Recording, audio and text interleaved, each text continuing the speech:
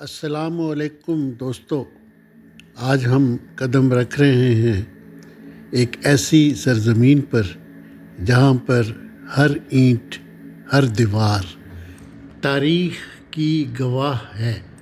یہ ہے کوفہ، عراق، اور ہمارا پہلا پڑاؤ ہے میثم تمار رحمۃ اللہ علیہ کا مزار۔ یہ وہ عاشق علی ہیں جنہوں نے اپنی جان دے دی مگر ولایت علی سے پیچھے نہ ہٹے۔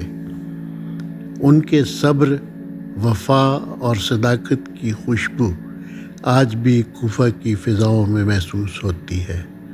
اب ہم پہنچے ہیں مسجد کوفہ۔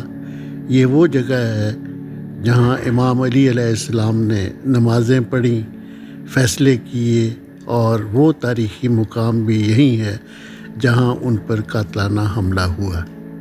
یہ مسجد نہ صرف عبادت کی جگہ ہے بلکہ یہ عشق اور عدل کی مکمل تصویر ہے۔ مسجد کے پاس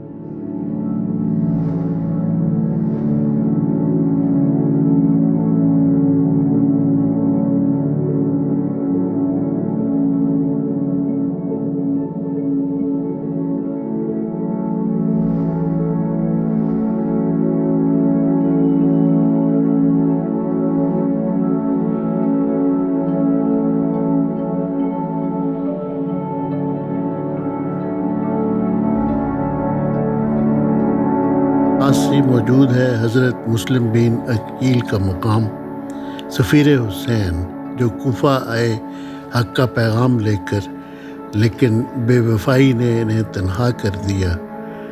یہ مقام ان کی شہادت کی یاد دلاتا ہے اور آنکھیں اشک بار ہو جاتی ہیں۔ اب ہم چلتے ہیں ہانی بن عروہ کے مزار کی طرف۔ یہ وہ بزرگ صحابی تھے جنہوں نے حضرت مسلم بن عقیل کی حمایت کی اور اپنی جان قربان کر دی۔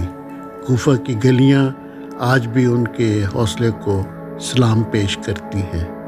اسی شہر کوفہ میں ایک اور عظیم نام ہے، امیر مختار ثقفی، جنہوں نے کربلا کے بعد ظالموں سے بدلہ لیا اور مظلوموں کا علم بلند رکھا۔ ان کا مزار انصاف کی ایک جیتی جاگتی مثال ہے۔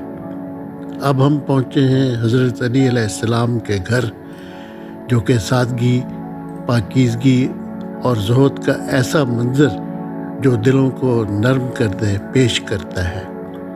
یہ وہی گھر ہے جہاں قرآن نازل ہونے والوں نے سادہ زندگی بسر کی۔ در و دیوار آج بھی خاموشی سے ولایت کی زبان بولتے ہیں۔ اب ہم داخل ہو رہے ہیں مولا علی علیہ السلام کے گھر کے اندر۔ کمرے چھوٹے چھوٹے، دیواریں سادہ، اور ہر گوشہ تقوی، علم اور زہد کی علامت۔ یہ وہی جگہ ہے جہاں سے جبرائیل نے سلام کیا اور جہاں امیر المومنین کی زندگی کا ہر لمحہ عدل اور عبادت سے عبارت تھا۔ اور یہ وہ ہے دارالامارہ، وہ قصر جہاں ابن زیاد نے ظلم کی بنیاد رکھی۔ یہیں حضرت مسلم کو قید کیا گیا۔ یہ مقام تاریخ کی تلخیوں کا گواہ ہے مگر زائرین کے لیے سبق بھی ہے۔ کوفہ کے یہ مقامات صرف تاریخی نشانیاں نہیں، یہ روح کی بیداری کے لمحے ہیں۔ آئیے دعا کریں کہ ہمیں ان پاک ہستیوں کے نقش قدم پر چلنے کی توفیق ملے۔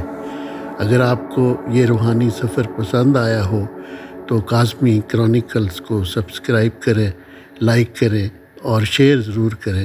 اللہ حافظ و ناصر۔